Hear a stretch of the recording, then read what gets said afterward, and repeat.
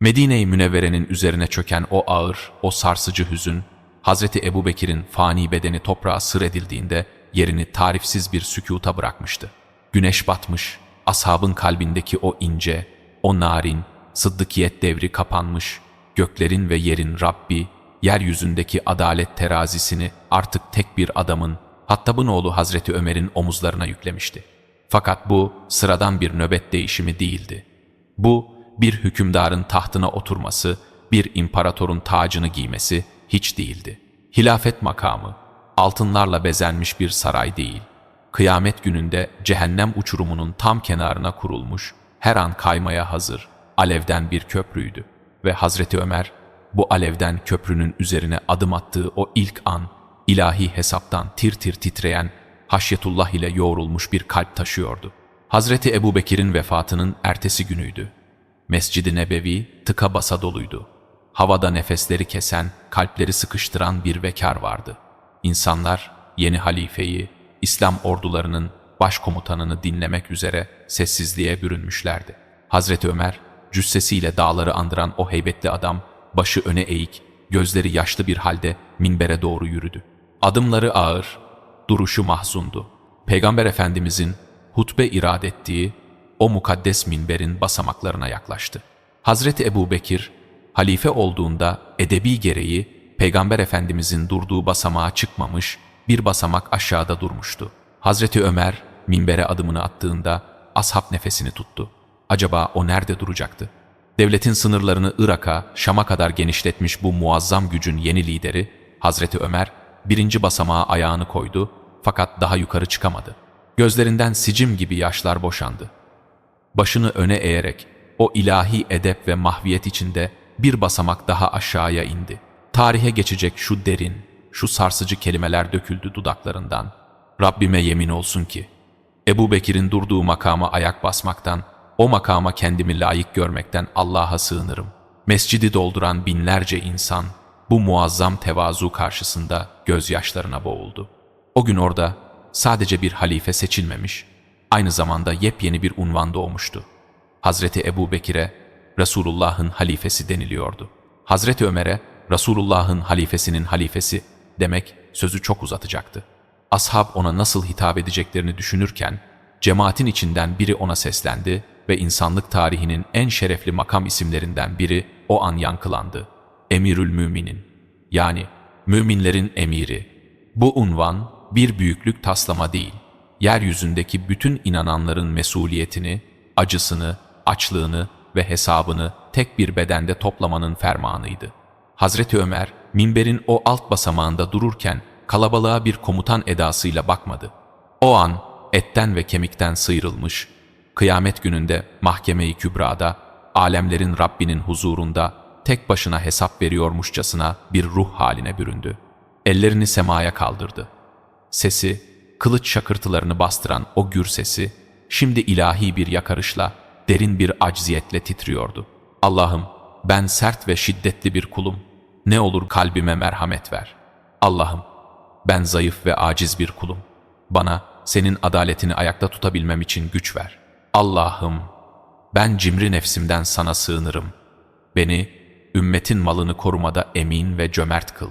Bu, bir liderin halkına verdiği bir vaat değildi. Bu, bir kulun taşıyamayacağı kadar ağır bir yükün altında ezilirken yegane kudret sahibi olan Allah'a sığınışıydı. "Ey insanlar!" diye devam etti Hazreti Ömer. "Allah sizi benimle, beni de sizinle imtihan ediyor. İki dostum benden önce göçüp gitti. Şimdi bu yük benim omuzlarımdadır. Vallahi içinizden kimin bir hakkı bende kalırsa, o hakkı kendi ellerimle ona teslim etmeden canımı teslim etmeyeceğim. Ancak kim de Allah'ın sınırlarını aşarsa, bilsin ki Ömer'in adaleti onun yakasındadır." Mihraptan inip hilafet makamına oturduğu o günden sonra, Hazreti Ömer için uyku bir harama dönüşmüştü. O, gündüzleri cihan imparatorluklarına diz çöktüren, fermanlarıyla Roma ve Sasani saraylarını sarsan o yenilmez lider. Geceleri Medine sokaklarında yüzünü bir örtüyle gizleyerek, yapayalnız ve sessizce dolaşan, ümmetinin derdiyle dertlenen dertli bir kula dönüşüyordu. Medine'nin o soğuk, karanlık gecelerinde, insanların rüyalara daldığı saatlerde, Hazreti Ömer'in ayak sesleri kerpiç evlerin arasında yankılanırdı.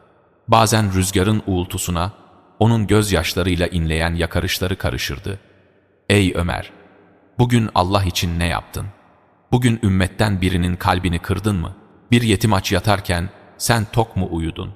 Bir gece yanına sadık hizmetkarı Eslem'i alarak Medine'nin eteklerine Harre denilen lav kayalıklarının bulunduğu ıssız bölgeye doğru yürüyüşe çıkmıştı. Gece zifiri karanlıktı. Çölün dondurucu soğuğu kemikleri sızlatıyordu. Uzaktan cılız bir ateşin titrediğini gördü. Ateşin etrafında karaltılar vardı. Hazreti Ömer'in kalbi bir anda sıkıştı. Adımlarını hızlandırdı. Yaklaştıkça gecenin sessizliğini yırtan, yürekleri dağlayan çocuk ağlamaları duyulmaya başladı. Çadıra iyice yaklaştığında manzara karşısında olduğu yere çakılıp kaldı. Bir anne sönmek üzere olan bir ateşin üzerine içi su dolu bir tencere koymuş, elindeki kepçeyle o suyu karıştırıp duruyordu. Etrafındaki 3 küçük çocuk ise açlıktan feryat ediyor, karınlarını tutarak ağlıyorlardı. Kadın ise çocuklara, "Biraz daha sabredin yavrularım, yemek şimdi pişecek, şimdi hazır olacak" diyerek onları avutmaya çalışıyordu. Hazreti Ömer, örtüsünün altından kadına selam verdi ve yaklaştı. "Ey Allah'ın kulu, gecenin bu vaktinde bu yavrular neden böyle feryat ederler?" diye sordu. Kadın, karşısındakinin Halife Ömer olduğunu bilmeden acı ve isyan dolu bir sesle cevap verdi. "Açlıktan ağlıyorlar ey yolcu. Günlerdir boğazlarından tek bir lokma geçmedi." Hazreti Ömer tencereye baktı. Suyun içinde kaynayan şeyin yemek olmadığını, sadece irili ufaklı taşlar olduğunu gördü. Kadın, çocukları yemeğin piştiğine inandırıp yorgunluktan uyuyakalmalarını sağlamak için taş kaynatıyordu. Hazreti Ömer'in vücudundan sanki bütün kan çekilmişti. Sesi titreyerek sordu, "Peki ama neden Halife Ömer'e gidip halinizi arz etmediniz? O sizin Beytülmal'den hakkınızı vermez mi?"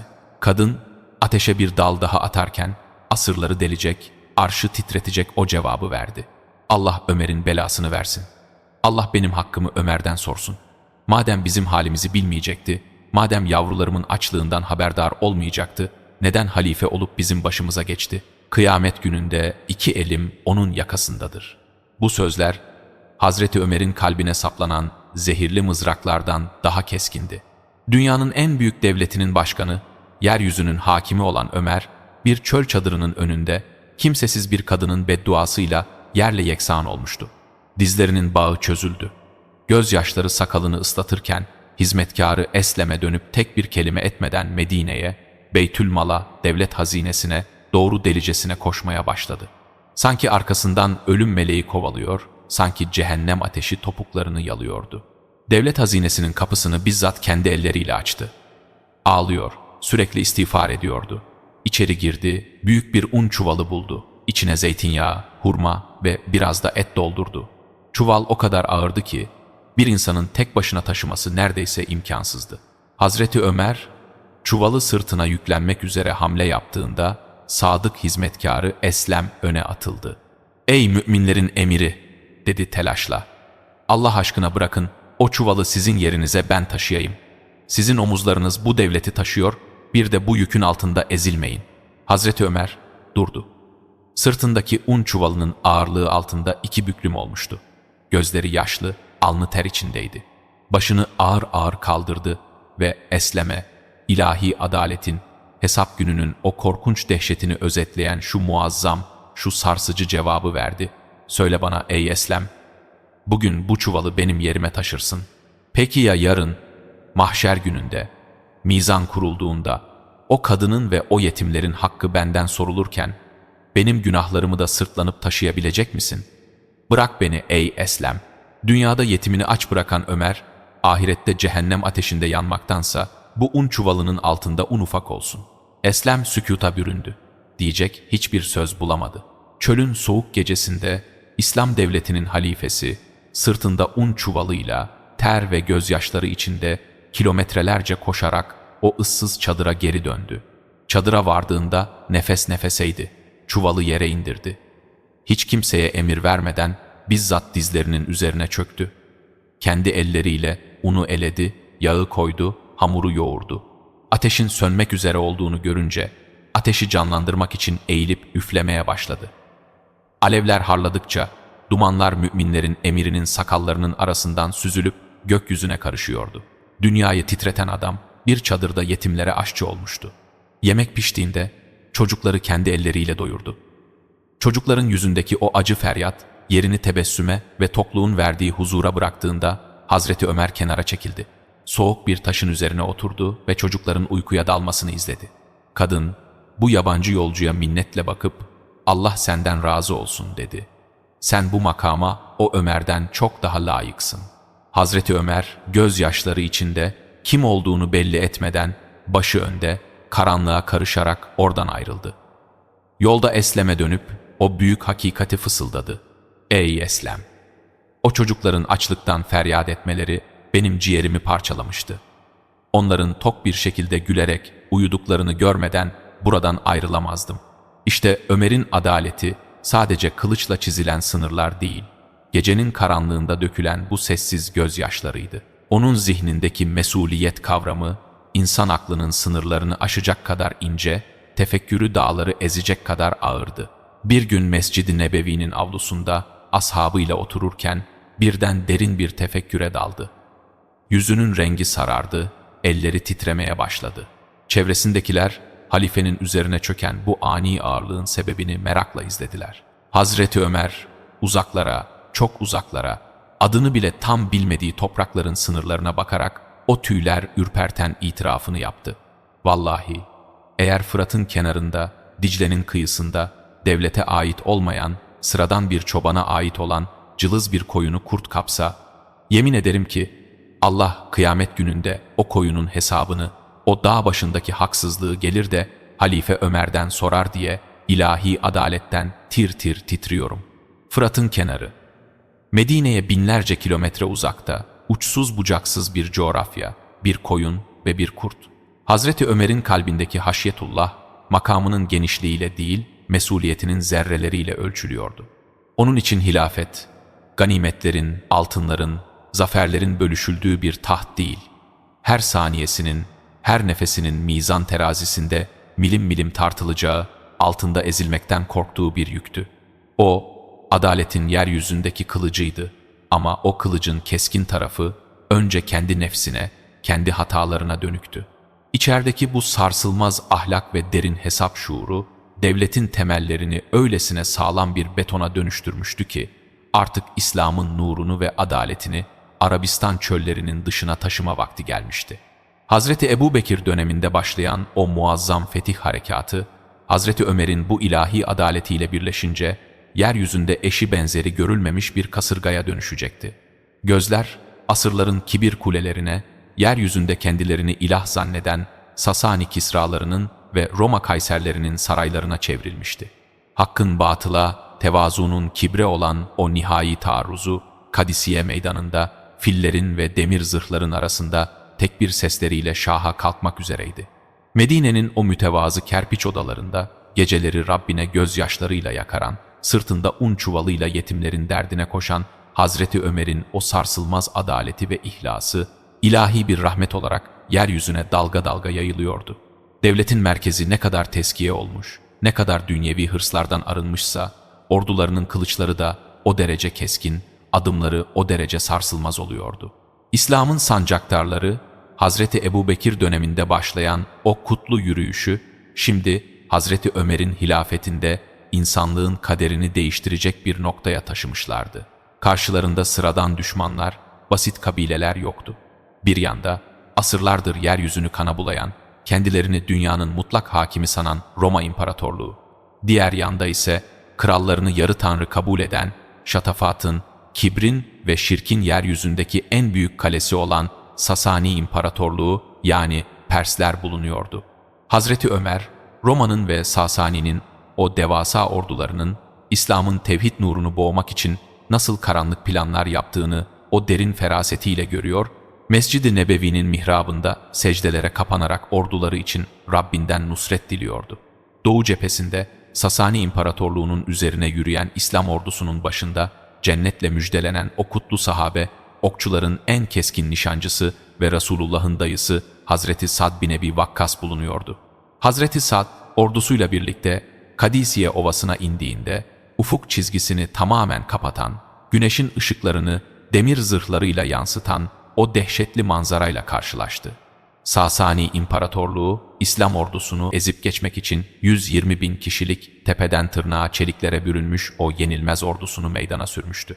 Ordunun ön saflarında, üzerlerinde okçuların bulunduğu, yürüyen birer kale gibi duran devasa savaş filleri vardı. Pers ordusunun başkomutanı Rüstem, kibrinden göğsü yırtılırcasına çölün ortasına kurdurduğu sırmalı, altın işlemeli o devasa çadırından Müslümanların az sayıdaki ve teçhizatsız ordusuna bakıyor, içten içe onlarla alay ediyordu. Rüstem'in zannına göre bu Araplar, açlıktan ve fakirlikten dolayı çöllerinden çıkmış, birkaç altın ve erzak verildiğinde geri dönecek olan çaresiz bedevilerdi.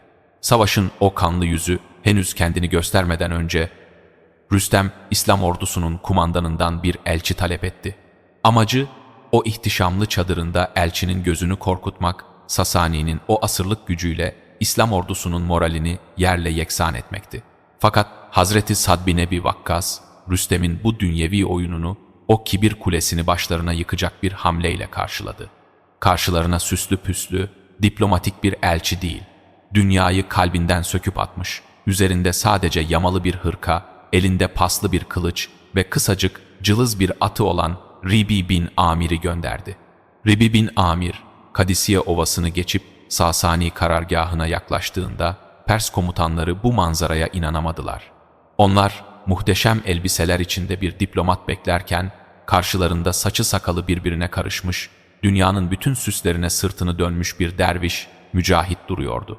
Rüstem'in çadırı, yeryüzünün görebileceği en büyük şatafatla donatılmıştı. Yere ipek halılar serilmiş, üzeri yakutlar ve zümrütlerle süslenmiş altın yastıklar dizilmiş. Rüstem ise mücevherlerle kaplı tahtına kurularak ilahlık taslayan bir edayla elçiyi beklemeye koyulmuştu. Ribi bin Amir, çadırın kapısına geldiğinde atından inmesini, silahlarını bırakmasını ve başını eğerek içeri girmesini emrettiler. Ribi, o sarsılmaz imanından aldığı izzetle, kendisine uzatılan ellere kılıcının kabzasıyla vurdu ve "Ben buraya kendi isteğimle değil, sizin komutanınızın daveti üzerine geldim. Benim atım benim bir parçamdır, silahım ise onurumdur. Beni böyle kabul ediyorsanız girerim, etmiyorsanız dönerim," dedi. Rüstem, elçinin bu umursamaz ve heybetli tavrı karşısında içten içe bir ürperti hissetti ve içeri alınmasını emretti. Ribi bin Amir, cılız atının üzerinden inmeden çadırdan içeri girdi. Atının toynakları o paha biçilmez ipek halıların, o altın sırmalı yastıkların üzerine basıyordu. Ribi atından yavaşça indi. Etrafındaki o muazzam zenginliğe, o dünyevi kibre dönüp bakmadı bile. Elindeki mızrağını yere doğru sertçe bastırarak yürümeye başladı. Mızrağın ucu her adımında o ipek halıları delip geçiyor, Sasani'nin asırlık kibrini paramparça ediyordu. Yırtılan sadece halılar değildi. Fani dünyanın aldatıcı süsleri, putlaştırılmış makamlar ve kralların yenilmezlik efsanesiydi. Ribi bin Amir, Rüstem'in tahtının önüne geldiğinde mızrağını yere sapladı. Altın bir yastığı kılıcıyla ikiye bölüp üzerine oturdu. Rüstem, gözlerinin önünde cereyan eden bu hakir görme ve bu teslimiyet karşısında kendi gücünün ne kadar aciz kaldığını idrak etmeye başlamıştı. Sesini toparlayarak o kibirli tonuyla sordu. "Sizi kendi çöllerinizden çıkarıp buralara kadar getiren şey nedir? Fakirlik mi, açlık mı? Söyleyin, size buğday ve hurma verelim, altın verelim de yurdunuza geri dönün." Ribi bin Amir başını ağır ağır kaldırdı. Gözlerinde ne bir korku ne de o altınlara karşı en ufak bir meyil vardı. Onun kalbi, göklerin ve yerin yegane sahibi olan Allah'ın muhabbetiyle öylesine doluydu ki, Sasani İmparatorluğu onun gözünde bir sivrisinek kanadından daha kıymetsizdi. Dudaklarından asırları delecek, İslam'ın yeryüzündeki varoluş gayesini kıyamete kadar mühürleyecek o muazzam, o sarsıcı tebliğ döküldü. Allah, bizi, dileyen kulları kullara kul olmaktan çıkarıp, yalnızca Allah'a kul yapmak için gönderdi. Bizi, dünyanın darlığından, ahiretin genişliğine çıkarmak için gönderdi. Ve bizi, batıl dinlerin ve kralların zulmünden, İslam'ın mutlak adaletine ulaştırmak için gönderdi. Bu sözler, Rüstem'in ve etrafındaki Sasani generallerinin kalplerine bir şimşek gibi düştü. Ribi bin Amir, bize altın verin, toprak verin dememişti. O, insanlığı kölelikten kurtarmaktan, kula kulluk etme zilletini yıkmaktan bahsediyordu. Rüstem sükuta büründü. Kendi ordusunun devasa cüssesine rağmen, karşısındaki bu tek adamın kalbindeki o sarsılmaz iman dağının altında ezildiğini hissetti. 3 gün mühlet istedi, fakat Ribi bin Amir, İslam'ın mühleti 3 gündür, 4. gün ya hidayet, ya cizye ya da kılıçtır diyerek çadırdan aynı heybet ve vakarla geldiği gibi çıkıp gitti. Müzakereler sonuçsuz kalınca Kadisiye Ovası'nda hak ile batılın o dehşetli yüzleşmesi başladı. Mücahitler karşılarındaki çelikten dağlara ve devasa savaş fillerine bakarken kalplerinde zerre miktar bir şüphe yeşermemişti. Onlar ölümü bir yok oluş değil, şehadet şerbetini içerek Refiki Ala'ya o en yüce dosta kavuşma vesilesi olarak görüyorlardı. Saflar sıklaştı, tek bir sesleri gök kubbeyi titretti. 3 gün ve 3 gece sürdü o çetin muharebe. 1. gün Yevmi Ercaz, 2. gün Yevmi Avaz, 3. gün Yevmi Amaz adını aldı. Sasani ordusu savaş fillerini mücahitlerin üzerine sürdüğünde atlar bu devasa yaratıklardan korkup ürkmüş, İslam ordusunun saflarında ağır dalgalanmalar yaşanmıştı. Fakat sahabeler göğüslerini fillere siper etmekten, mızraklarıyla o devasa hayvanların gözlerine atılmaktan bir an bile geri durmadılar. Çarpışmanın şiddetinden kılıçlar körelmiş, kalkanlar parçalanmış, Kadisiye Ovası şehitlerin nurlu bedenleriyle bezenmişti. 4. geceye girildiğinde Kadisiye Gecesi, tarihe Harir Gecesi olarak geçti. Kılıç şakırtılarından, yaralıların iniltilerinden ve tekbir seslerinden dolayı havada uğultulu bir fırtına kopuyordu. Tam o esnada göklerin kapıları aralandı. İhlasla edilen dualar, Hazreti Ömer'in Mescid-i Nebevi'deki yakarışları, mücahitlerin o emsalsiz teslimiyeti ilahi bir yardımla karşılık buldu. Kadisiye Ovası'nda yönü doğrudan Sasani karargahına doğru esen, göz gözü görmez, dehşetli bir kum fırtınası koptu. Bu fırtına sıradan bir rüzgar değildi. Kibir kulesini yerle yeksan eden ilahi bir silleydi. Rüzgar öylesine şiddetli esti ki Rüstem'in o devasa, o altın sırmalı çadırını yerinden söküp havaya fırlattı. Sasanilerin kalbine tarifsiz bir korku, bir zelzele düştü. Gözlerini açamıyorlar, kılıçlarını savuramıyorlardı. Fırtınanın o kaosu içinde Sasani başkomutanı Rüstem kaçmaya çalışırken nehrin kıyısında sıradan bir İslam mücahidinin kılıcıyla can verdi. Başkomutanlarının düştüğünü gören 120 bin kişilik o devasa çelik yığını içlerindeki kibrin ağırlığıyla darmadağın oldu. Teslimiyet çeliği mağlup etmişti. Filler kaçmış, komutanlar ölmüş, Kisra'nın o yenilmez denilen ordusu Kadisiye kumlarına gömülmüştü. Zafer müjdesi rüzgarlarla Medine'ye, Hazreti Ömer'e ulaştığında müminlerin emiri secdeye kapanarak Rabbine saatlerce hamd etti. Fakat Kadisiye bir son değil, Sasani'nin kalbine vurulacak o nihai darbenin başlangıcıydı. Hazreti Sad bin Ebi Vakkas, vakit kaybetmeden ordusuna ileri emrini verdi. Hedef, yeryüzündeki şatafatın ve putlaştırılmış saltanatın başkenti, Kisra'nın saraylarının bulunduğu Medain şehriydi. İslam ordusu, Dicle nehrini, suların üzerinde yürüyen atlarıyla mucizevi bir teslimiyetle aştığında, Sasani İmparatoru ve askerleri, "Bunlar insan değil, bunlar cinlerin ordusu," diyerek şehri terk edip kaçtılar. Hazreti Sad, Medain'e, o asırlık başkente kılıç çekmeden, tek bir damla kan dökmeden girdi. Kisra'nın Beyaz Sarayı'na yaklaştılar. Tavanı göklere uzanan, duvarları altından ve zümrütten işlemelerle kaplı o muazzam taht salonuna adımlarını attıklarında, mücahitlerin gözlerinde bu fani zenginliğe karşı hiçbir hırs, hiçbir hayranlık yoktu. Hazreti Sad, o devasa, o bomboş sarayın ortasında durdu. Asırlarca kibrin ve kula kulluğun merkezi olan bu duvarlara baktı. İçinde hiçbir zafer sarhoşluğu, hiçbir kibrin kırıntısı yoktu. Gözleri dolarak Kur'an-ı Kerim'in o ilahi hakikatini, Duhan suresinin ayetlerini derin bir huşu içinde tilavet etmeye başladı. Onlar geride nice bahçeler, nice pınarlar bıraktılar. Nice ekinler, nice muazzam makamlar ve içinde safa sürdükleri nice nimetler bıraktılar. İşte böyle. Biz o nimetleri onlardan alıp başka bir kavme miras bıraktık. Onların ardından ne gök ağladı ne de yer ve onlara mühlet de verilmedi.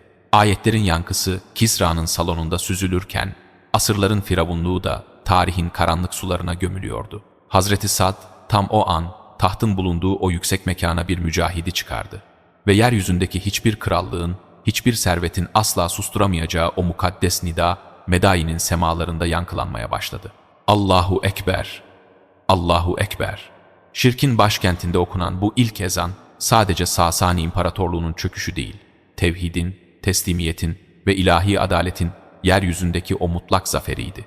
Doğudaki o devasa kibir kulesi yerle yeksan olmuştu. Fakat yeryüzündeki imtihan bitmemişti. Sasani düşerken batıda, Suriye topraklarında Roma İmparatorluğu'nun o yüz binlerce kişilik lejyonları İslam'ın nurunu boğmak için Yermük Vadisi'nde toplanıyordu. Hazreti Ömer'in kılıcı olan ordular, şimdi tarihin gördüğü en büyük Haçlı Seli ile yüzleşmek, itaatin ve ihlasın ne demek olduğunu tüm dünyaya bir kez daha haykırmak üzere yönlerini Yermük'e, o ölüm kalım meydanına çevireceklerdi. Doğuda Sasani İmparatorluğu'nun o asırlık kibir kuleleri yıkılıp, Medain'in saraylarında tevhidin sadası yankılanırken, batıda Suriye topraklarında eşi benzeri görülmemiş kara bir fırtına toplanıyordu. Yeryüzünün diğer büyük gücü, asırların yenilmez kabul edilen askeri makinesi Roma İmparatorluğu, İslam'ın o durdurulamaz nurunu söndürmek, çöllerden kopup gelen bu muvahhidleri ebediyen yok etmek için bütün kudretiyle şaha kalkmıştı. Roma İmparatoru Herakleios, Antakya'daki karargahından yeryüzünün dört bir yanına fermanlar salmış, Anadolu'dan, Avrupa'dan, Ermenistan'dan ve Suriye'nin içlerinden yüz binlerce kişilik, tepeden tırnağa çeliğe bürünmüş devasa bir orduyu Yermük Vadisi'ne yığmıştı. Yermük, sarp kayalıkların, derin uçurumların ve dar geçitlerin kesiştiği o mahşer meydanı. Roma lejyonları vadiye indiklerinde gökyüzünü kapatan bir demir ormanı gibiydiler. Mızrakların uçları güneşin altında parlıyor, ağır zırhlı atların toynakları yeri sarsıyor. Roma ordusunun o kibirli naraları dağlarda yankılanıyordu. Karşılarında duran İslam ordusu ise sayıca onların belki de 1/4 kadardı. Üzerlerinde gösterişli zırhlar, ellerinde Roma'nın o devasa kalkanları yoktu. Fakat o mücahitlerin göğüslerinde yeryüzündeki hiçbir çeliğin, hiçbir silahın delemeyeceği o sarsılmaz iman, o mutlak teslimiyet zırhı vardı. Ordunun kumandası, Allah'ın çekilmiş kılıcı Hazreti Halid bin Velid ile ümmetin emini, o vekar ve hilm abidesi Hazreti Ebu Ubeyde bin Cerrah'ın omuzlarındaydı. İki ordu, Yermük Vadisi'nde göğüs göğüse gelmek üzereyken, İslam ordusunun safları arasında sıradan bir atlı belirdi. Medine'den, taze halife Hazreti Ömer'den acil bir mektup getiriyordu. Atlı, doğrudan Hazreti Ebu Ubeyde'nin çadırına vardı ve üzeri mühürlü o fermanı teslim etti. Hazreti Ebu Ubeyde, mektubu açıp okuduğunda, o derin, o sükûnet dolu yüzünde ilahi bir takdirin hüznü ve teslimiyeti belirdi. Hazreti Ömer, yazdığı o fermanla, girdiği hiçbir savaşı kaybetmemiş, Suriye'nin kapılarını İslam'a açmış, askerlerin kendisine adeta efsanevi bir bağlılık duyduğu başkomutan Hazreti Halid bin Velid'i görevden alıyor, yerine Hazreti Ebu Ubeyde bin Cerrah'ı başkomutan olarak tayin ediyordu. Zahiri akılla, dünyevi askeri stratejiyle bakıldığında bu karar bir cinnet gibi görünebilirdi. Yüz binlerce kişilik Roma ordusu tam karşılarındayken, savaşın başlamasına saatler kala, ordunun en muharip, en dahi komutanını görevden almak hangi mantığa sığardı? Ancak Hazreti Ömer'in kararları dünyevi mantığın, askeri stratejinin çok ötesinde, doğrudan arşın gölgesinden beslenen, tevhidi koruma endişesiyle yoğrulmuş bir haşyetullah'ın tecellisiydi. İslam orduları, Hazreti Halid'in kumandasında peş peşe öylesine büyük, öylesine imkansız zaferler kazanmıştı ki, ümmetin ve askerlerin kalbinde tehlikeli bir fısıltı dolaşmaya başlamıştı. İnsanlar, Halid ordunun başındaysa biz asla yenilmeyiz, Halid varsa zafer mutlaktır der duruma gelmişlerdi. İşte bu cümle, Hazreti Ömer'in o tevhid aşığı kalbini derinden titretiyordu. Zaferi verenin yalnızca Allah olduğu hakikati bir faninin şahsında gölgelenmeye yüz tutmuştu. Gizli bir şirk, sinsi bir putlaştırma tehlikesi ümmetin itikadını kemiriyordu. Hazreti Ömer bu fermanı Halid'e duyduğu bir öfkeden, bir rekabetten değil, Tam aksine ümmetin kalbini sadece ve sadece Allah'a bağlamak, zaferin kılıçtan değil, nusreti ilahiden geldiğini 7 kat göğe ve yeryüzüne ilan etmek için yazmıştı. Rütbeler, makamlar, şan ve şöhret, İslam'ın saf tevhidi karşısında koca bir hiçten ibaretti. Hazreti Ebu Ubeyde, savaşın o gerilimli anında ordunun moralini bozmamak, askerlerin kalbine bir şüphe düşürmemek için mektubu bir süreliğine göğsünde sakladı, sükuta büründü. Ancak Hazreti Halid'in o keskin feraseti, havada değişen o ilahi rüzgarı sezmişti. Savaşın en çetin anlarından birinde Hazreti Ebu Ubeyde'nin yanına gelerek o fermanı sordu. Mektup okunduğunda dünya tarihinin görebileceği en büyük, en emsalsiz nefis terbiyelerinden biri o kanlı Yermük meydanında yaşandı. Sıradan bir komutan, böylesi bir şöhretin zirvesindeyken görevden alınsaydı, isyan eder, ordusunu ikiye böler, kibrinin ve hırsının kurbanı olurdu. Fakat o, Allah'ın kılıcıydı. Kınından Allah için çıkmış, şimdi Allah için kınına çekiliyordu. Hazreti Halid'in sinesinde zerre miktar bir nefis kabarması, yüzünde en ufak bir sitem izi belirmedi. O devasa adam, o yenilmez kumandan, Hazreti Ebu Ubeyde'nin önünde edeple eğildi. Sancağı kendi elleriyle teslim etti. Dudaklarından melekleri dahi gıptaya sürükleyecek o muazzam teslimiyet cümlesi döküldü. Allah'a yemin olsun ki, ben Ömer için, Ömer'in rütbesi için savaşmıyordum. Ben Ömer'in Rabbi için savaşıyorum. Emret ey Ebu Ubeyde, sıradan bir nefer olarak hangi safta vuruşayım? Bu, Yermük'te Roma'ya karşı kazanılacak zaferden çok daha büyük, çok daha ihtişamlı bir zaferdi. Bu, insanın kendi kibrine, kendi nefsine, makam ve şöhret putuna karşı kazandığı o mutlak ve mukaddes zaferdi. İhlasın, davanın önünde kendi varlığını hiçliğe terk etmenin yeryüzündeki en somut haliydi. Hazreti Halid, başkomutanlık çadırından çıktı ve sıradan bir er gibi kılıcını çekerek İslam ordusunun saflarına karıştı. Zira o biliyordu ki, Allah yolunda en önde sancağı taşımakla en arkada atların tozunu yutmak arasında rızayı ilahi açısından hiçbir fark yoktu. Komuta değişikliğinin getirdiği o ilahi sükûnet ve teslimiyet, İslam ordusunun kalbine manevi bir zırh gibi giydirildi. Artık Yermük Vadisi'nde kılıçların, mızrakların ve inançların o amansız hesaplaşması başlıyordu. Roma ordusu saflar halinde bir demir dağı andıran heybetiyle hücuma kalktı. Rahiplerin okudukları ilahiler, devasa kalkanlara vuran kılıçların sesleri vadiyi inletiyordu. Roma generalleri, askerlerinin geri kaçmasını engellemek için onar onar, yüzer yüzer birbirlerine ağır demir zincirlerle bağlanmasını emretmişti. Onlar, gücü demirde ve zincirde arıyorlardı. İslam ordusu ise, dillerinde zikrullah, kalplerinde mutlak bir teslimiyetle bu devasa dalganın karşısında etten ve kemikten bir dalga kıran gibi durdu. Çarpışma öylesine şiddetli, öylesine dehşetliydi ki Yermük Vadisi'nin toprağı kızıla boyandı. Günlerce süren muharebede Roma ordusunun ağır zırhlı birlikleri, mücahitlerin o fırtına gibi kopan iman dolu hücumları karşısında sarsılmaya başladı. Zincirlere vurulmuş Roma askerleri, savaşın o ölümcül kaosu içinde kendi zincirlerine dolanıyor, kaçmak istediklerinde birbirlerini uçurumlara sürüklüyorlardı. Çeliğe güvenenler, kendi çeliklerinin ağırlığı altında boğuluyordu. Hazreti İkrime bin Ebu Cehil, Yermük'ün o en çetin anında, İslam saflarında bir anlık dalgalanma görüldüğünde atından atladı. Kılıcının kınını kırıp attı ki bu, ya şehadet, ya zafer, geri dönmek yok demekti. Yüzünü Roma'nın o demir denizine dönerek, asırlara meydan okuyan o nidayı kopardı. Ben Resulullah'ın sağlığında bile bu şirk ordularıyla savaştım, şimdi onlardan kaçacak mıyım? Kim benimle Allah yolunda ölüm sözleşmesi yapmak üzere biat eder? 400 mücahit, Hazreti İkrime'nin etrafında etten bir duvar ördü. O küçük birlik, Roma ordusunun merkezine, 100.000'lerin arasına öyle bir daldı ki, Roma generallerinin akılları başlarından gitti. Bu dünyevi bir cesaret değildi. Bu, şehadete aşık olanların, cennetin kokusunu Yermük rüzgarlarında alanların ilahi bir taarruzuydu.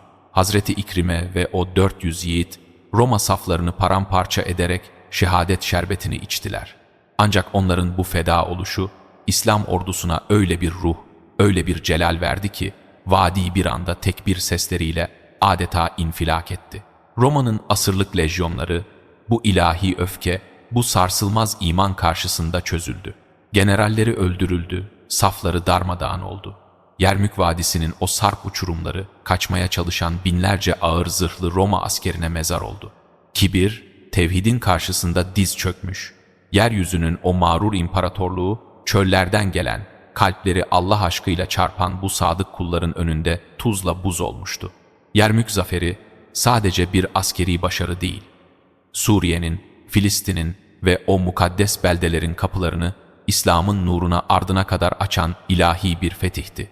Bozgun haberi, darmadağın olmuş ordunun kalıntılarıyla birlikte Antakya'ya, İmparator Herakleios'un sarayına ulaştığında, o koskoca imparator tahtının üzerinde adeta küçüldü. Herakleios biliyordu. O, peygamberlik müjdesini yıllar önce Ebu Süfyan'dan dinlediğinde, o nurun hak olduğunu kalben tasdik etmiş, lakin dünya saltanatını bırakamamış, makamının kulu olmuştu. Şimdi o saltanat, ilahi bir hükümle ellerinden kayıp gidiyordu. Ordularının hezimete uğradığını, kumandanlarının öldüğünü, güvendiği bütün dağların yıkıldığını anlayan imparator, maiyetini topladı. Antakya'dan ayrılıp Anadolu'nun içlerine, başkenti Konstantinopolis'e doğru geri çekilme emri verdi. Kafilesiyle birlikte tepeleri aşarken atının dizginlerini çekti. Dönüp arkasına o yıllarca hükmettiği, zenginliğiyle gurur duyduğu bereketli Şam diyarına, Suriye topraklarına son kez dolu dolu gözlerle baktı. İçindeki o derin hüzün, makamını kaybetmiş bir kralın değil, ilahi takdirin karşısında çaresiz kalmış bir faninin iniltisiydi. Dudaklarından rüzgara karışıp tarihin sayfalarına kazınan o acı, o çaresiz veda döküldü. Elveda ey Suriye! Elveda ey güzel diyar! Sana bir daha kavuşmamak, bir daha dönmemek üzere elveda. Artık hiçbir Roma askeri senin topraklarına korkmadan ayak basamayacak. Düşmana ne güzel bir belde oldun ey Suriye! İmparator arkasını dönüp sislerin arasında kaybolurken, Yermük Vadisi'nde esen rüzgarlar artık zulmün değil, adaletin, tevhidin ve merhametin müjdesini taşıyordu. İslam'ın sancakları o mukaddes topraklarda dalgalanmaya başlamıştı. Şam, Humus, Halep birer birer teslim oluyor, ahalisi İslam'ın o eşsiz adaletiyle tanışıp bu kutlu dine dehalet ediyordu.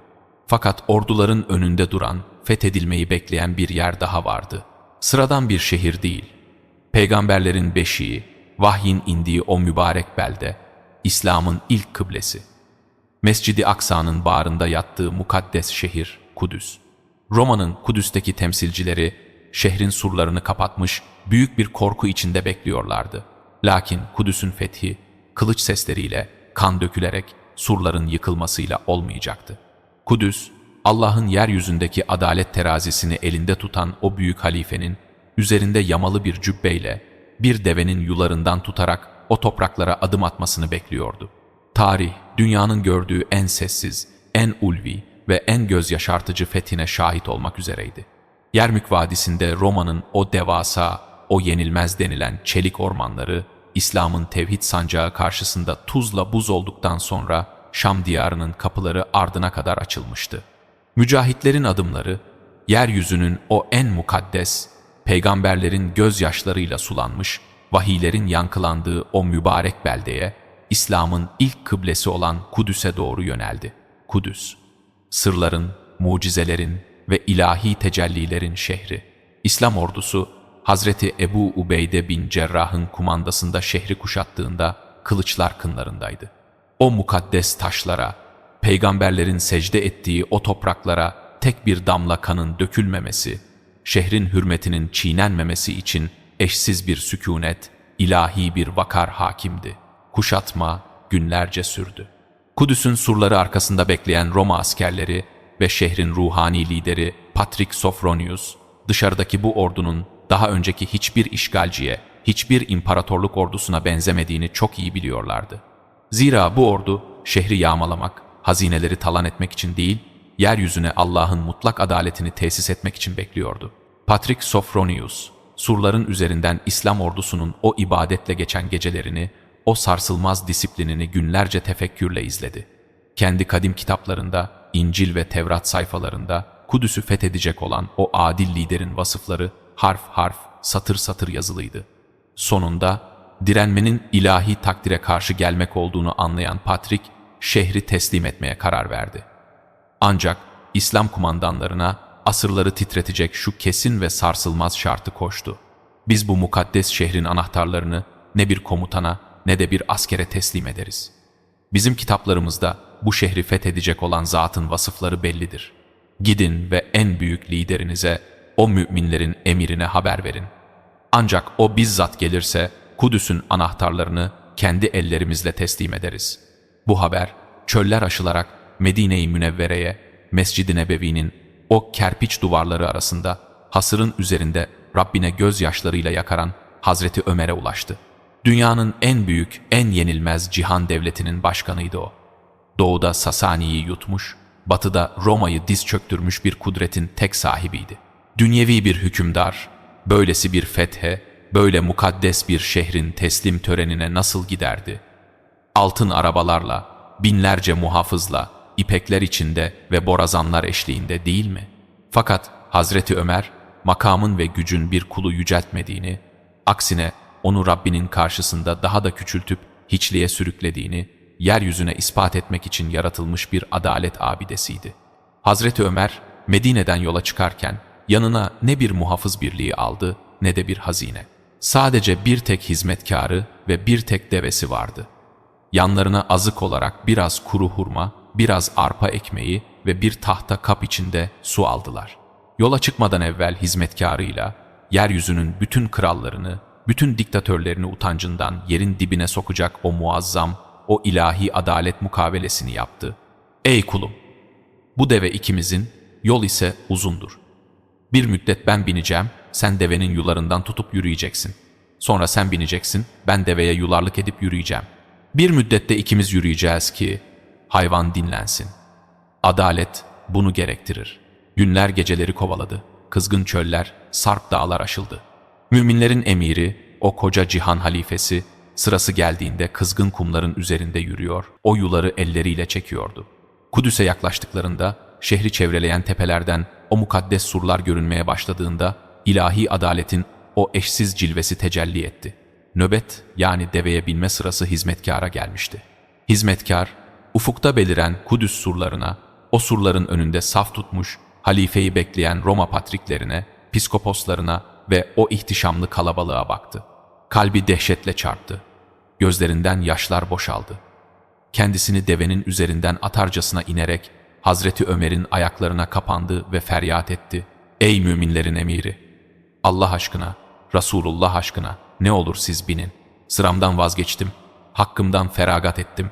Karşıda Roma'nın komutanları, şehrin ileri gelenleri, patrikler o şatafatlı kıyafetleriyle sizi bekliyor. İnsanlar sizi böyle görmesin.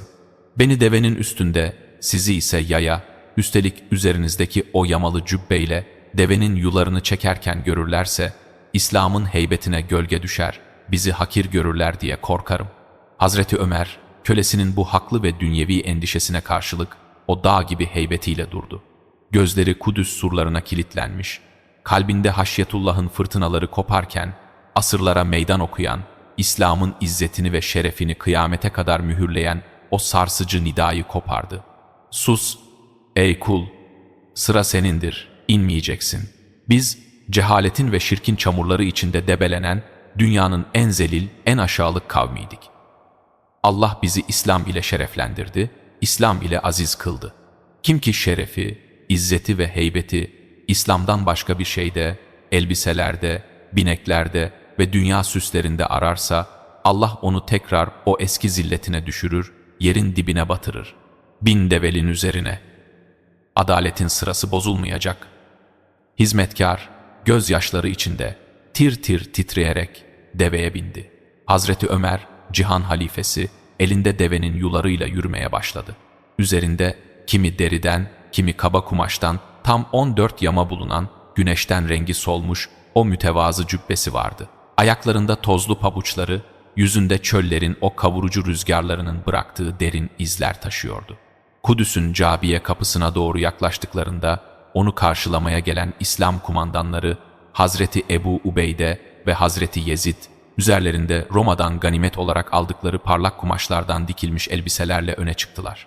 Hazreti Ömer, kumandanlarını o gösterişli kıyafetler içinde görünce öylesine celallendi ki, yerden aldığı bir avuç toprağı onların üzerlerine savurarak şöyle kükredi: "Siz ne çabuk dünyanın süsüne aldandınız. Sizi bu hallere sokan nedir?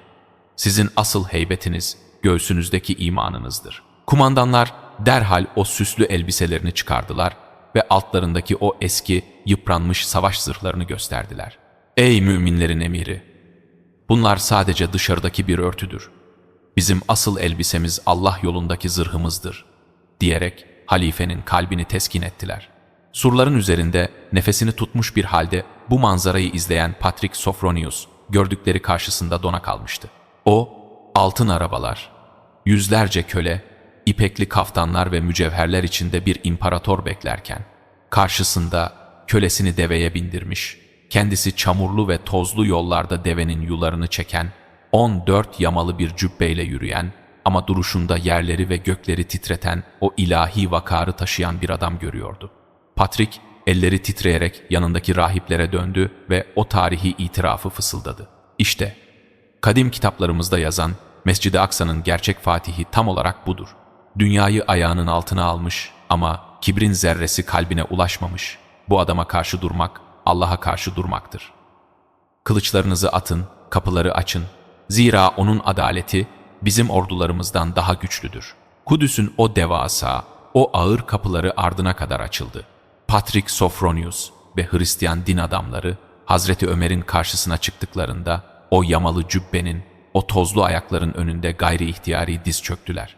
Hazreti Ömer, "Kalkın," dedi o gür sesiyle. "Sadece Allah'ın huzurunda rükû ve secde edilir. Şehrin anahtarları, o mukaddes emanetler, yüzlerce yıllık bir bekleyişin ardından, kan dökülmeden, tek bir kılıç dahi çekilmeden, yeryüzünün en adil ellerine Hazreti Ömer'e teslim edildi. İlk kıble, peygamberlerin yurdu, İslam'ın nuruyla kucaklaşmıştı. Hazreti Ömer şehre girdiğinde ilk işi ganimet aramak, saraylara yerleşmek olmadı.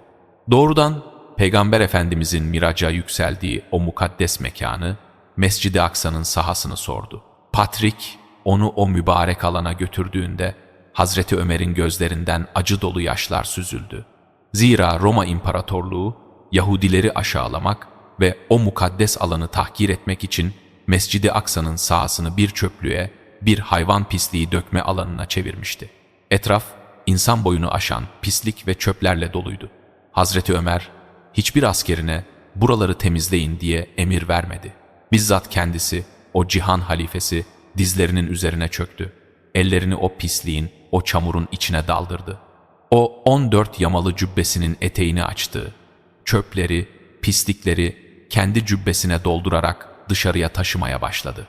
Müminlerin emirinin, peygamber hatırası için kendi elleriyle çöpleri taşıdığını gören Hazreti Ebu Ubeyde ve binlerce mücahit, hıçkırıklara boğularak halifeye katıldılar. Dakikalar içinde o devasa ordu kılıçlarıyla değil, elleriyle ve cübbeleriyle Mescid-i Aksa'nın sahasını tertemiz kıldı. Saha temizlendikten sonra Hazreti Ömer cübbesini silkelerken, göklerin melekleri o yamalı cübbenin üzerindeki tozlara gıptayla bakıyordu. O sırada namaz vakti girmişti. Patrik Sofronius, Hazreti Ömer'e büyük bir saygıyla Kıyamet Kilisesi'ni işaret ederek, "Ey müminlerin emiri, buyurun namazınızı burada, kilisemizde eda edin," dedi. Hazreti Ömer, o derin feraseti ve asırların ötesini okuyan devlet, aklıyla bir an tefekküre daldı ve Patrik'in bu nazik teklifini, İslam'ın o sarsılmaz din özgürlüğü anlayışını ebediyen mühürleyecek şu sözlerle nazikçe reddetti. "Hayır ey Patrik, eğer ben Ömer olarak bugün bu kilisenin içinde namaz kılarsam, korkarım ki benden asırlar sonra gelecek olan Müslümanlar, sırf burada Halife Ömer namaz kılmıştı diyerek bu kiliseyi elinizden alır, onu mescide çevirirler. Kiliseleriniz sizindir, mabetlerinize dokunulmayacaktır." Hazreti Ömer, kiliseden oldukça uzaklaştı ve namazını dışarıda, boş bir arazide kıldı. O secde ettiği yer, asırlar sonra Ömeriye Mescidi olarak anılacaktı. Namazın ardından insanlık tarihinin gördüğü en muazzam, en kucaklayıcı ve en adil insan hakları beyannamesi, Ömer'in emannamesi yazdırıldı. Hazreti Ömer, yazıcılarına şu mukaddes fermanı dikte ettirdi. Rahman ve Rahim olan Allah'ın adıyla. Bu, Allah'ın kulu, müminlerin emiri Ömer'in Kudüs halkına verdiği eman sözüdür. Onların canları, malları, kiliseleri, haçları, hastaları ve sağlamları ilahi güvence altındadır. Kiliseleri asla mesken yapılmayacak, asla yıkılmayacaktır. Kiliselerinin içindeki eşyalardan, haçlarından ve mallarından hiçbir şey eksiltilmeyecektir. Dinleri ve inançları konusunda onlara hiçbir zorlama yapılmayacak, hiç kimseye ibadetinden dolayı zarar verilmeyecektir. Altına Hazreti Halid bin Velid, Hazreti Amr bin As, Hazreti Abdurrahman bin Avf gibi devasa kumandanların şahit olarak mühürlerini bastığı bu belge, sadece bir şehrin fermanı değil, kılıçla alınan topraklarda kalplerin imanla, şefkatle ve mutlak bir merhametle nasıl fethedileceğinin evrensel senediydi. Kudüs, kanla, gözyaşıyla, yıkımla anılan o çileli şehir, yamalı bir cübbenin, adaletten titreyen bir kalbin gölgesinde sükûnete ve ilahi bir barışa kavuşmuştu. Ancak yeryüzünde adaletin terazisi bu kadar kusursuz kurulduğunda, karanlığın bekçileri, şeytanın yeryüzündeki gölgeleri rahat durmayacaktı. Devletin sınırları ufukları aşarken, ganimetler nehirler gibi akarken, kendi sofrasında sadece kuru arpa ekmeği ve zeytinyağı bulunduran o koca adalet güneşi, yavaş yavaş kendi grubuna, o nihai şehadet anına doğru yaklaşıyordu.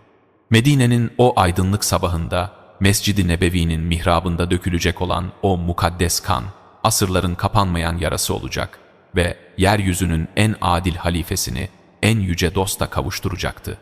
İslam devletinin sınırları, Hazreti Ömer'in o sarsılmaz ve tavizsiz adaleti sayesinde insan aklının sınırlarını zorlayacak bir hızla ufukları aşmıştı.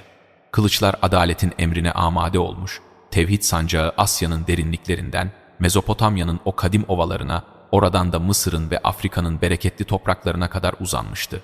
Yeryüzünün o asırlık iki devasa imparatorluğu, Sasani ve Roma, bu ilahi kasırga karşısında paramparça olmuş, kibir kuleleri yerle yeksan edilmişti. Fethedilen beldelerden Medine-i Münevvere'ye nehirler gibi ganimetler, dağlar gibi altınlar, gümüşler ve ipekler akıyordu. Dönemin en zengin, en kudretli, sınırlarına güneşin batmadığı o devasa cihan devletinin başkenti hazinelerle dolup taşıyordu. Fakat yeryüzünün bütün hazineleri ayaklarının altına serilen, bir dudağı yerde, bir dudağı gökte fermanlar yazan o devasa cihan halifesinin, müminlerin emiri Hazreti Ömer'in hususi hanesinde, sofrasında ve kılığında zerre miktar bir değişiklik olmamıştı. Dünya ona bütün kapılarını açmış, lakin o, kalbinin kapılarını dünyaya tamamen ve ebediyen kapatmıştı. Onun zühdü ve takvası, ganimetler arttıkça daha da derinleşiyor, haşyetullah ile titreyen kalbi, ahiret yurdundaki o çetin hesabı düşündükçe, dünyevi her nimetten bir adım daha uzaklaşıyordu. Hazineler dolup taşarken, müminlerin emirinin sofrasında kurumuş arpa ekmeğinden ve biraz zeytinyağından başka hiçbir taam bulunmuyordu. Karnı açlıktan guruldadığında o koca halife, kendi nefsine dönüp parmağıyla işaret ederek o tarihi ihtarı yapıyordu. Gurulda, ey nefsim, istersen çatlayana kadar gurulda. Vallahi İslam ümmetinin en fakir ferdi doyasıya buğday ekmeği yemedikçe sen bu zeytinyağı ve arpa ekmeğinden başkasını tadamayacaksın. Bu, fani bir makamın, siyasi bir gösterişin çok ötesinde, ilahi mahkemede, alemlerin Rabbinin huzurunda zerrelerin dahi hesabının sorulacağı o dehşetli güne hazırlanan bir ruhun mutlak teslimiyetiydi. Hazreti Ömer, cihanı fethetmişti ama asıl fethi kendi nefsine karşı kazanmış, onu yerden yere vurarak Allah'a kul olmanın o erişilmez zirvesine yerleşmişti. Ancak yeryüzünde hakikatin nuru ne kadar parlarsa, karanlığın bekçilerinin içindeki kin ve nefret ateşi de o denli hararetlenir. İslam'ın adaletiyle tanışıp fevç fevç hidayete eren milyonların aksine kalbini kibre ve küfre mühürlemiş, asırlık Sasani saltanatının yıkılışını içine sindirememiş karanlık bir ruh, Medine'nin o mukaddes sokaklarına sızmıştı. Bu, Mugire bin Şube'nin kölesi olan aslen Mecusi Ebu Lüle Firuz idi. Onun kalbinde İslam'a, tevhide ve bilhassa Sasani İmparatorluğunu yıkan o büyük adalet güneşi Hazreti Ömer'e karşı cehennem çukurlarını andıran tarifsiz bir kin kaynıyordu. Ebu Lülü'ye Medine'de demircilik ve marangozluk yapıyor. Lakin geceleri karanlık köşelerde o korkunç, o hain planını ilmek ilmek işliyordu. Kendi elleriyle iki başlı, zehirle sulanmış, şeytani bir hançer dövmüştü. Bu hançeri günlerce en zehirli otlarla kaynatmış, tek bir çiziğinin bile bir insanı canından etmesine yetecek kadar ölümcül hale getirmişti. Hicretin 23. yılı, Zilhicce ayının son günleriydi. Medine'nin üzerine sabahın o serin, o ruhani ve mukaddes sükûneti çökmüştü. Gökyüzünde yıldızlar henüz parlıyor, ashab-ı kiram sabah namazını eda etmek, Rablerinin huzurunda divana durmak üzere yavaş yavaş Mescid-i Nebevi'ye akın ediyordu. Hazreti Ömer, o dağ gibi heybetiyle, kalbinde Allah aşkının ve ümmetinin mesuliyetinin ağırlığıyla hane-i saadetinden çıktı. Mescide girerken ashabı namaza uyandırmak için namaz, namaz diyerek nida ediyordu. Mihraba geçti. O mukaddes makama, Peygamber Efendimizin secde ettiği o nurlu mekana adımını attı. Safların düzeltilmesini emretti. Sahabeler omuz omuza, kalp kalbe, yeryüzünün en sarsılmaz duvarı gibi dizildiler. Ve Hazreti Ömer, ellerini semaya kaldırarak, yeri ve göğü titreten o gür sesiyle iftitah tekbirini aldı. Allahu Ekber! Mescid-i Nebevi derin bir huşu ve teslimiyet deryasına dalmıştı. Müminlerin emiri Fatiha suresini tilavet etmeye başladı. Ayetler onun o yanık, o haşyet dolu sinesinden dökülüyor, ashabın kalplerine ilahi bir nur gibi iniyordu. İşte tam o mukaddes anda, kulun Rabbine en yakın olduğu o sükûnet anında, Mecusi Ebu Lülü'e, karanlıkların içinden ilk safların arasına gizlendiği o kuytudan elindeki o zehirli, iki başlı hançerle bir yılan gibi fırladı. Gözü dönmüş, kalbi küfürle mühürlenmiş bu suikastçı, safları yararak Hazreti Ömer'in tam arkasına ulaştı. Ve o hain eller, yeryüzünün en adil halifesinin mübarek bedenine peş peşe, acımasızca 6 darbe indirdi. Darbelerden biri tam göbeğinin altına en ölümcül noktaya isabet etmişti. Hazreti Ömer aldığı o ağır ve zehirli darbelerin şiddetiyle sarsıldı. Mihrapta kanlar içinde yere yığıldı. Fakat düşünün ki o muazzam acının, o ölümcül yaranın içinde bile yeryüzünü titreten bu liderin dudaklarından ne bir dünyevi feryat, ne bir isyan, ne de kendi canının derdine düşmüş bir çığlık koptu. Onun yere yığılırken bütün endişesi, bütün derdi yarım kalan o mukaddes namazdı. Alemlerin Rabbinin huzurundaki o divanın bozulmamasıydı. Kanlar oluk oluk akarken son bir gayretle elini uzattı ve hemen arkasında saf tutmuş olan Hazreti Abdurrahman bin Avf'ın cübbesinden tutarak onu öne, mihraba doğru çekti. Bu hareket, "Ben düştüm ama secde safları bozulmasın, namazı tamamla ey Abdurrahman" demekti. Hazreti Abdurrahman bin Avf, gözyaşları içinde, titreyen bir sesle ve kısa sureler okuyarak sabah namazını kıldırdı. O esnada cemaat dehşet içindeydi. Ebu Lülü'e mescitten kaçmaya çalışırken sağa sola saldırarak 13 sahabeyi daha yaralamış, bunlardan 7'si orada şehadet şerbetini içmişti. Sonunda yakalanacağını anlayan Mecusi, o lanetli hançeri kendi boynuna saplayarak cehennem çukurlarına yuvarlandı. Namaz tamamlandığında ashab feryatlar içinde Hazreti Ömer'in etrafına toplandı. Müminlerin emiri kanlar içinde, şuuru kapanmış bir halde yatıyordu. Onu şefkatle, gözyaşları ve dualar eşliğinde evine taşıdılar. Gün aydınlanmış, Medine'nin üzerine o güne kadar görülmemiş, kapkara ve boğucu bir matem bulutu çökmüştü. Hazreti Ömer evinde yatarken ara sıra şuuru açılıyor, sonra tekrar derin bir karanlığa gömülüyordu. Bir ara gözlerini hafifçe araladı. Etrafında ağlayan, çırpınan ashabına baktı. Onun canıyla cebelleştiği o dehşetli anda dudaklarından dökülen ilk soru, "Beni kim vurdu?" veya "Yaram ne durumda?" olmadı. O davasına ve Rabbine öylesine fani olmuştu ki, gözünü açar açmaz titreyen bir sesle sordu, "İnsanlar namazı kıldılar mı?" "Evet ey müminlerin emiri." "Kıldılar." cevabını alınca, yaralı yüzüne derin bir huzur yayıldı. "Namazı terk edenin İslam'dan nasibi yoktur" diyerek o mukaddes farzın ehemmiyetini ölüm döşeğinde dahi ümmetine vasiyet etti. Sonra kendisini o zehirli hançerle vuranın, o hain suikastçının kim olduğunu sordu. Abdullah İbni Abbas dışarı çıkıp araştırdıktan sonra geri geldi ve "Ey müminlerin emiri, seni vuran Mugire'nin kölesi Mecusi Ebu Lülü'edir" dedi.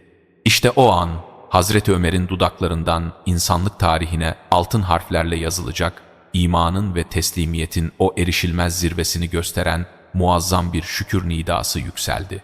Gözlerinden yaşlar süzülerek ellerini hafifçe kaldırdı ve dedi ki, "Beni Allah'a bir kez bile secde etmemiş, alnı secde görmemiş birinin eliyle şehit eden ve kıyamet gününde bana karşı ben de Müslümandım diye itiraz etme hakkı bulunmayan bir kafirin eliyle canımı alan Rabbime sonsuz hamdolsun. Demek ki hiçbir Müslümanın eline benim kanım bulaşmadı. Bu, ahiret yurdunda bir Müslüman ile davalı olmaktan, bir müminin ebedi azabına sebep olmaktan duyduğu o ince, o ruhani haşyetin en büyük tecellisiydi. Tabipler getirildi. Hazreti Ömer'e içmesi için süt verdiler. Fakat içtiği süt, karnındaki o derin, o ölümcül yaradan bembeyaz bir şekilde dışarı sızdı. Tabip, bu manzarayı görünce başını öne eğdi. Gözyaşlarını tutamayarak, "Vasiyetini yap, ey müminlerin emiri, zira yolculuk vaktidir," dedi. Hazreti Ömer, bu haberi duyduğunda zerre miktar bir korku, bir panik yaşamadı. Aksine yıllardır hasretini çektiği, her duasında Rabbinden niyaz ettiği o şehadet makamına kavuşacak olmanın ruhani teslimiyeti içine girdi. Çünkü o defalarca Mescid-i Nebevi'de ellerini açıp, "Allah'ım bana senin yolunda şehadet nasip et ve ölümümü Resulünün beldesinde kıl," diye yakarmış. Ashabı ise Medine'nin göbeğinde bu koca cihan halifesine şehadet nasıl ulaşır diye taaccüp etmişti. Şimdi Rabbinin o duayı nasıl muazzam bir şekilde kabul ettiği ayan beyan ortadaydı. Vefat anı yaklaşırken Hazreti Ömer'in zihninde dünyevi hiçbir makamın, hiçbir mirasın zerresi yoktu. Onun yegane hasreti, canından çok sevdiği, uğruna ömrünü vakfettiği o iki muazzam dosta, Peygamber Efendimiz ve Hazreti Ebubekir'e kavuşmaktı. Oğlu Abdullah'ı yanına çağırdı. Sesi iyice zayıflamış, nefesi kesik kesik gelmeye başlamıştı. "Ey Abdullah," dedi. "Hemen müminlerin annesi Hazreti Ayşe'ye git. Sakın ona müminlerin emiri izin istiyor deme. Zira ben bugün artık müminlerin emiri değilim. De ki, Ömer bin Hattab sana selam gönderiyor ve ona şu ricamı ilet. Ömer, iki dostunun yanına, onların ayak ucuna defnedilmek için senden izin istiyor." Abdullah bin Ömer gözyaşları içinde Hazreti Ayşe'nin odasına vardı. Onu evinde halife için ağlarken buldu. Babasının o mahzun, o edep dolu selamını ve vasiyetini iletti. Hazreti Ayşe, o kutlu ve sadık kadının gözlerinden yaşlar daha da şiddetli boşandı. O mukaddes odayı, o boş kalan son yeri kendisi için, kendi vefatı için ayırmıştı. Fakat karşısında ümmetin adalet direği, İslam'ın sarsılmaz kılıcı, kanlar içinde son nefesini verirken bu yeri talep ediyordu. Hazreti Ayşe, nefsi fedakarlığın en yüce halini sergileyerek şu cevabı verdi. "O yeri kendim için saklıyordum. Fakat bugün Ömer'i kendi nefsime tercih ederim. Söyleyin babana, müsaade ediyorum." Abdullah bu müjdeyle eve döndüğünde Hazreti Ömer'in yüzüne dünyadaki bütün acılarını dindiren o eşsiz, o nurlu tebessüm yayıldı. "Elhamdülillah," dedi derin bir huşu içinde. "Benim için o mübarek hücreye defnedilmekten daha mühim, daha kıymetli hiçbir şey yoktu. Lakin vefat ettiğimde cenazemi oraya taşıyın. Kapıda durun ve Ayşe'ye tekrar sorun. Ömer bin Hattab girmek için izin istiyor deyin. Eğer izin verirse beni oraya, o iki dostumun yanına sır edin. Eğer kalbi razı olmaz, izin vermez, Müslümanların mezarlığına, Baki kabristanına götürün. Ölüm anında dahi bir hakkı gasp etmekten, bir gönlü incitmekten titreyen o emsalsiz adalet abidesi. Hicretin 23. yılı, Muharrem ayının ilk günü, yeryüzünde adaletin terazisini kuran, yamalı cübbesiyle cihan imparatorluklarına diz çöktüren, geceleri ümmetinin derdiyle uykuyu kendine haram kılan o büyük Faruk, Hazreti Ömer bin Hattab, kelime-i şehadet getirerek derin bir sükûnet ve ilahi bir rıza içinde o emanet ruhunu Refiki Ala'ya, en yüce dosta teslim etti. Medine, tarihin o en ağır, en sarsıcı matemlerinden birine büründü. Sokaklardan, evlerden yükselen hıçkırık sesleri gök kubbeyi inletiyordu. Başlarındaki o sarsılmaz dağ yıkılmıştı. O mübarek bedeni yıkandı, beyaz kefenine sarıldı. Cenaze namazını Hazreti Suheyb kıldırdı. Hüzünlü bir kafile, omuzlarında o ağır, o mukaddes emanetle Mescid-i Nebevi'ye Hazreti Ayşe'nin hücresinin önüne geldi. Vasiyeti üzere kapıda durdular. İzin istediler. Hazreti Ayşe gözyaşları içinde tekrar rıza gösterdi ve o büyük adalet güneşi yeryüzündeki son ve en şerefli yolculuğuna çıkarılarak o kutlu hücreye taşındı. Toprak kazıldı. Bedenler fani, davalar bakiydi. Hazreti Ömer, canından çok sevdiği Resulullah'ın ve can yoldaşı Hazreti Ebubekir'in yanına omuz omuza, kalp kalbe sır İslam'ın o muazzam üçlüsü, vahiy, sadakat ve adalet. Şimdi toprağın bağrında, kıyamete kadar sürecek o kutlu vuslatta yeniden bir araya gelmişti. Güneş batmış, bir devir kapanmış, İslam tarihinin en ihtişamlı, en adil yapraklarından biri gözyaşlarıyla mühürlenmişti. Lakin onun bıraktığı o adalet meşalesi, o sarsılmaz miras, kıyamete kadar yeryüzünde hakkı arayan her kalpte ebediyen yanmaya devam edecekti.